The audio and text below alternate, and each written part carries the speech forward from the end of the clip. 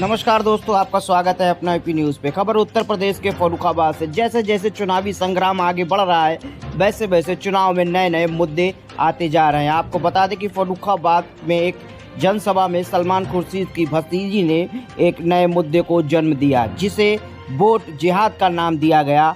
सलमान खुर्शीद की भतीजी सपा नेता मरियम आलम खान समाजवादी पार्टी की जनसभा में एक भड़काऊ भाषण दिया, जिसमें उन्होंने वोट जिहाद का जिक्र किया। आइए सुनते हैं मरियम को क्या कुछ कह रही हैं। इसलिए जो गली गली में हमारी तरफ से भी और कांग्रेस की तरफ से झोला छाप डॉक्टर बैठे बातें कर रहे हैं कि उनको टिकट नहीं दिया और इनको टिकट नहीं दिया, उसकी लड़ाई लड़ रहे हैं। तो इस मंच पर आकर सलमान साहब ने ये साबित कर दिया कि जब मुल्क की बात आती है तो हम कुर्बानियां देना जानते हैं,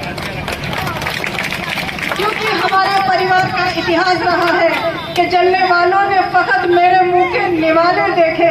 कौन है जिसने मेरे पैरों के छाले देखे?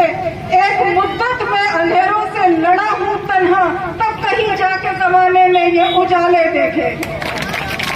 अगर आज की बात की जाए, आज ये कुर्बानी जरूरी है। हमें भी बुरा लगता है, हमें भी तकलीफ होती है, लेकिन हम उस जगह पहुंच चुके हैं कि जहां ना हम जीत सकते हैं अकेले और ना हम हार सकते हैं। इसलिए हमारी हैसियत और हमारी औकात, अपनी हैसियत और अपनी औकात इंसान को सबसे पहले समझनी चाहिए कि हम सिर्फ अब जिताने के रह गए और हराने के रह गए। और अगर अब भी एक नहीं हुए तो ये समझ लेना कि यहाँ से हमारा नामो नक्श मिटाने के लिए ये संघी सरकार जो कोशिश कर रही है, उसको तुम कामयाब करने का काम करोगे, उसके मंसूबों को कामयाब करने का काम करोगे।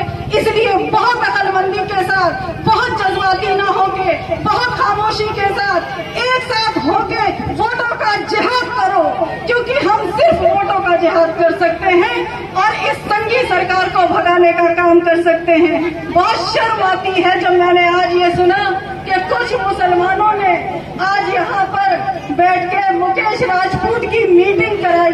मुझे लगता है समाज से उनका होता पानी बंद कर देना चाहिए। इतने मतलब मत बनो कि बच्चों की जिंदगियों से खेलो, हमारे बच्चों की जानों से खेलो।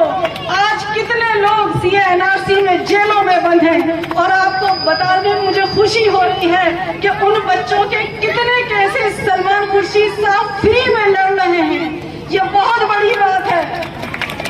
हम लड़ रहे हैं, आपके लिए संघर्ष कर रहे हैं, लेकिन अगर आप साथ नहीं दोगे तो हम अकेले कुछ नहीं कर सकते कि हमारी ताकत हो। और आप अगर ऐसे दिल छोड़ के बैठ जाओगे कि अब कुछ नहीं होगा, तो ऐसा नहीं होगा।